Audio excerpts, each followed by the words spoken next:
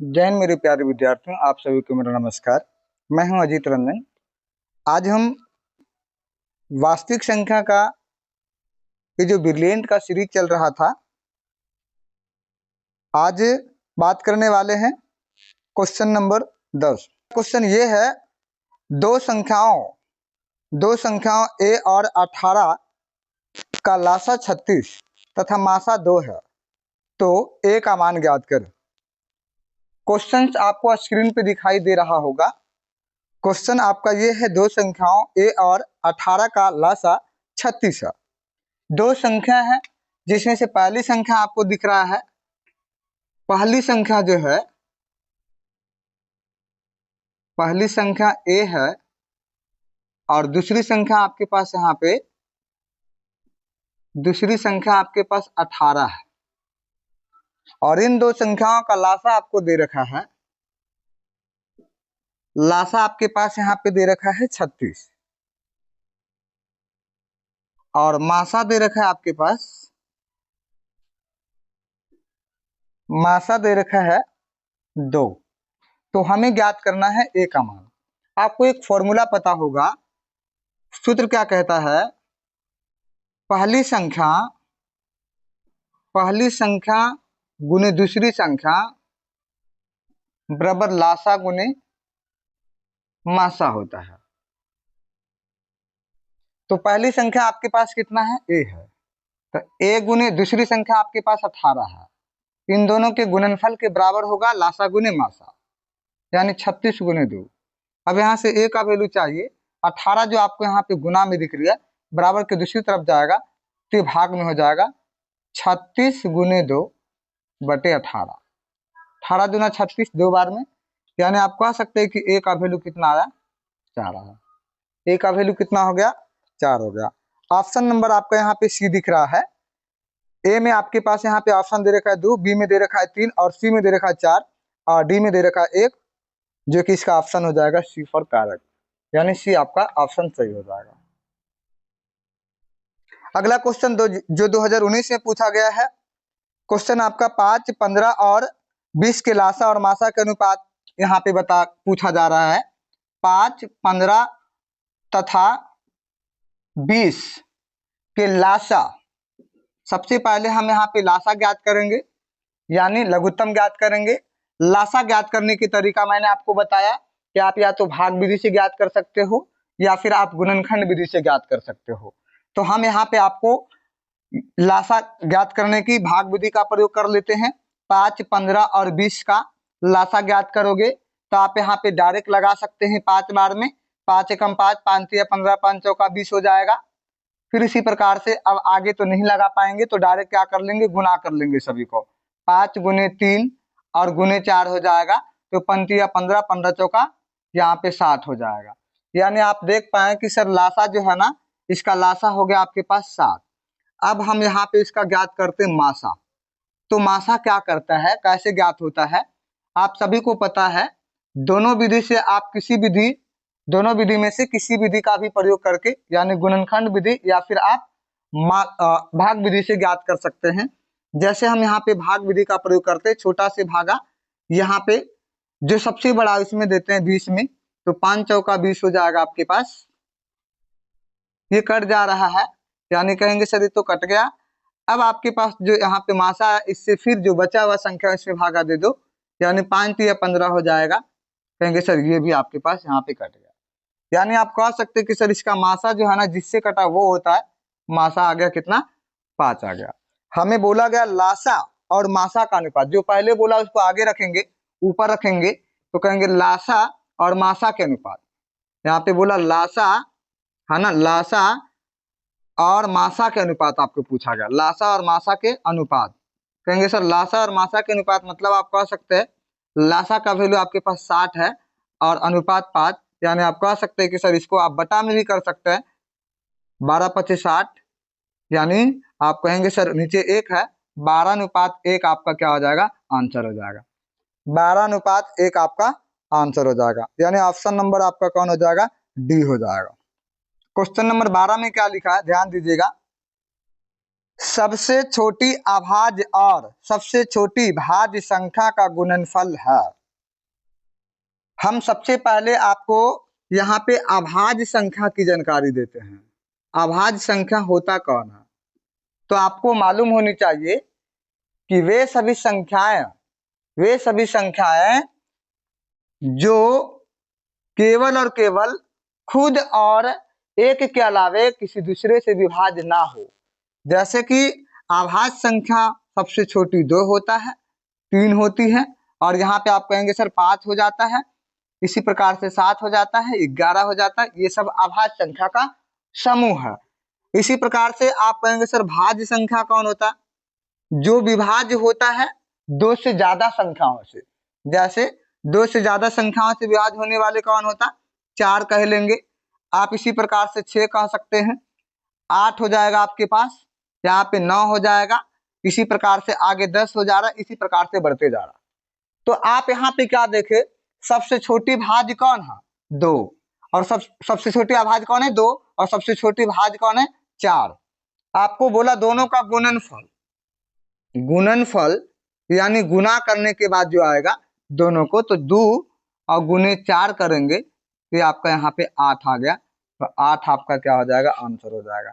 यानी option number C जो है आपका करेक्ट हो जाएगा 8, है ना। ऑप्शन नंबर सी जो है आपको ऑप्शन दे रखा 8, ये आपका करेक्ट हो जाएगा। अगला क्वेश्चन है 13 नंबर में, निम्न में से कौन सी अभाज्य संख्या है? निम्न में से कौन सी अभाज्य संख्या है? 29, 25, 16 और 15। देखिए, अभाज्य संख्या की पहचान के तरीका हम आपको सिखाते हैं। अभाज्य संख्या को कैसे हम पहचान करेंगे? कोई भी अभाज्य संख्या है तो आप उसको कैसे बता सकते हैं कि सर वो अभाज्य है या नहीं है? जैसा कि आपको अभी बताए थे कि अभाज्य संख्या वही कहलाएंगे जिन्हें 2 या 2 से अधिक संख्याओं से, यानी 2 से ज्यादा संख्याओं से नहीं डिवाइड किया जा सके, यानी जिसका गुणनखंड 2 से ज्यादा ना हो। हम यहाँ पे कुछ संख्या लिखते हैं जनरली, जैसे 1, 2, 3, 4, 5, 6। आप मुझे बताइए कि इन सभी संख्याओं को कैसे हम लिख सकते हैं। एक जो है ये केवल इक्का पहाड़ा में आएगा, यानी 1 से केवल कटेगा, ठीक है। 2 की अगर बात किया जाए तो 2 जो है एक इक्का पहाड़ा में आ जाएंगे और एक खुद की पहाड़ा में आ जाएगा, दुक्का में आ जाएगा। इसी प्रकार से 3 की अगर बात किया जाए तो आप कहेंगे सर 3 का जो गुणनखंड होगा इसी प्रकार से 1 होगा और खुद की पहाड़ा में आएगा, तिनका में आएगा। आप 4 की अगर बात करते हैं तो 4 भी यहाँ पे आप देख पा रहे, 1 का टेबल में आएगा 1 चौका 4, दुक्का टेबल में आएगा, दुक्का पहाड़ा में 2 दूना 4, तिनका में नहीं आएगा, चरका में आ जाएगा।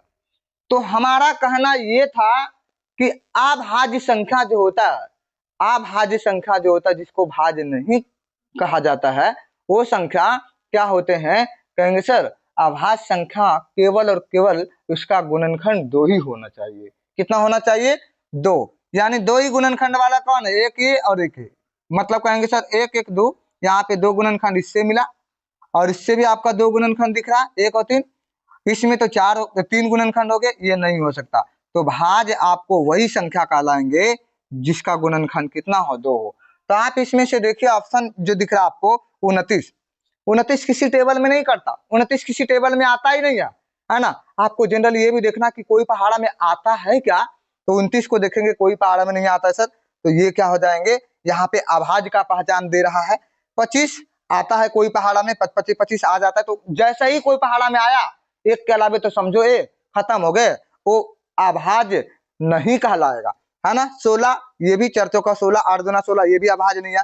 15 ये भी आपके पास 3 5 15, ये भी अभाज्य नहीं है। यानी ऑप्शन नंबर ए आपका करेक्ट हो जाएगा। ऑप्शन नंबर ए आपका क्या हो जाएगा? करेक्ट हो जाएगा। 14 नंबर क्वेश्चन में लिखा है किसी पूर्णांक m के लिए सम संख्या का रूप है। किसी पूर्णांक m के लिए सम संख्या का रूप क्या होता है?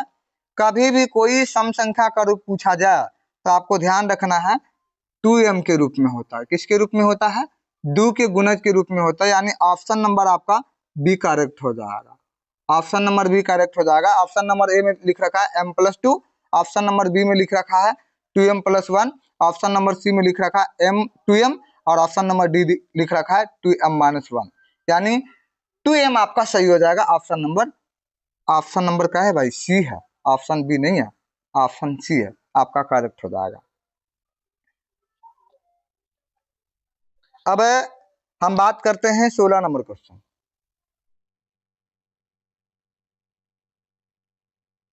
16 में लिखा है 2, 10 और 20 का लासा और मासा का अनुपात। वही वाली बात हो गया, 2, 10 और 20 का लासा और मासा के अनुपात। पहले लासा ज्ञात कीजिए।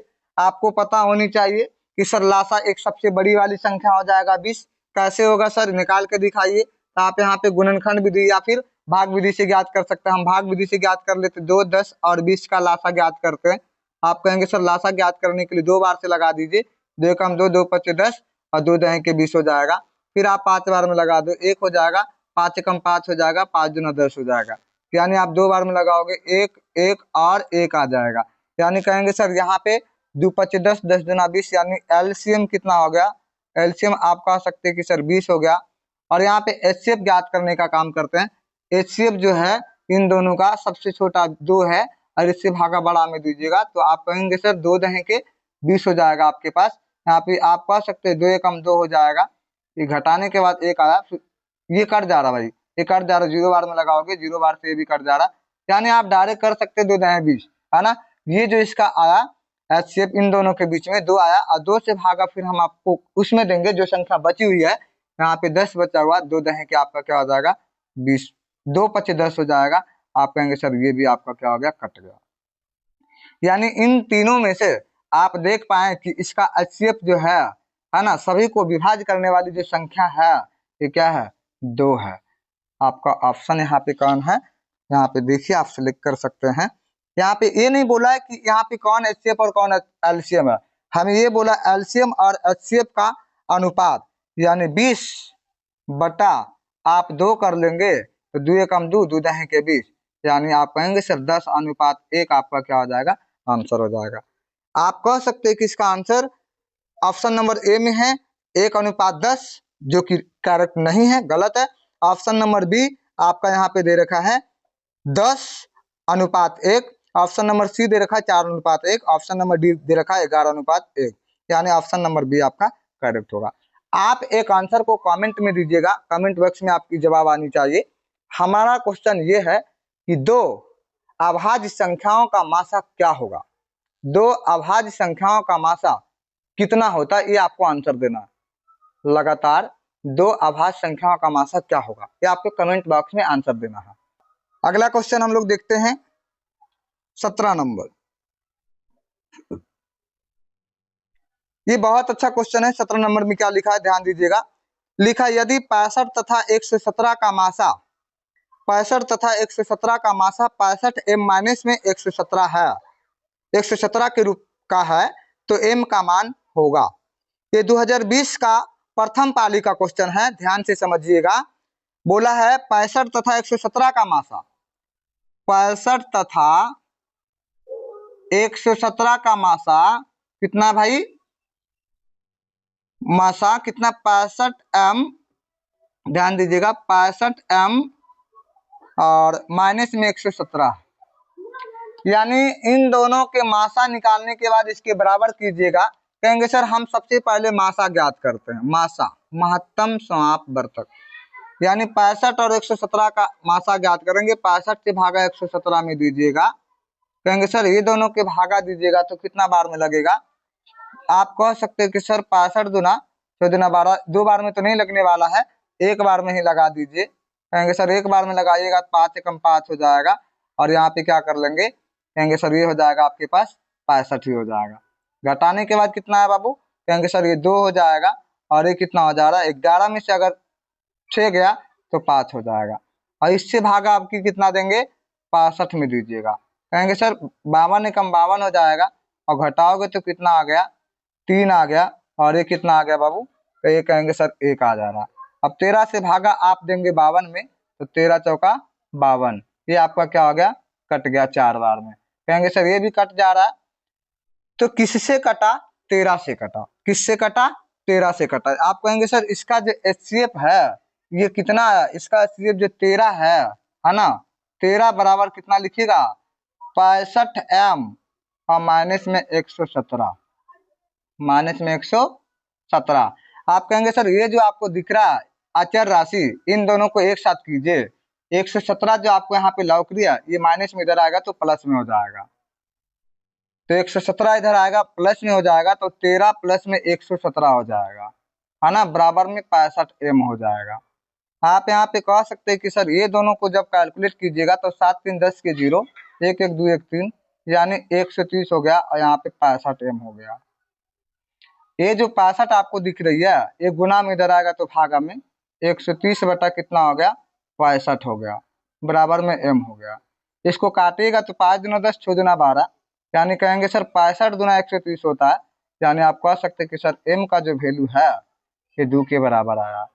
यानी यहाँ पे ऑप्शन आपको कौन सा है, ऑप्शन ए में दे रखा है 1, ऑप्शन बी में दे रखा है आपके पास 2, ऑप्शन सी में दे रखा है 3 और ऑप्शन डी में दे रखा है 4, यानी आपका ऑप्शन नंबर बी हो जाएगा करेक्ट।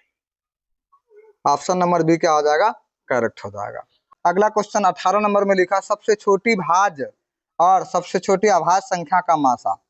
सबसे छोटी भाज्य और सबसे छोटी अभाज्य संख्या का मासा, तो आप कहेंगे सर सबसे छोटी भाज्य कौन है, सबसे छोटी भाज्य संख्या कौन है, कहेंगे सर यहाँ पे हो जाएगा आपके पास 4, और सबसे छोटी अभाज्य संख्या कौन है, भाज्य हो जाएगा सबसे छोटी 4, अभाज्य हो जाएगा आपके पास यहाँ पे कौन, 2। दोनों का मासा निकालिएगा तो आंसर क्या हो जाएगा, 2 से भागा 4 में दीजिएगा तो 2 दूना 4, यानी यहाँ पे मासा कितना हो गया, 2 हो गया। ऑप्शन यहाँ पे आपको देख लेना है, ऑप्शन नंबर ए में लिख रखा है 1, ऑप्शन नंबर बी में लिख रखा है 2, ऑप्शन नंबर सी में लिख रखा है 4, इनमें से कोई नहीं, डी ऑप्शन है। यानी यहाँ पे आप कहेंगे सर यहाँ पे ऑप्शन नंबर बी आपका करेक्ट हो जाएगा, 2 आ गया ना, ऑप्शन नंबर बी आपका करेक्ट हो गया।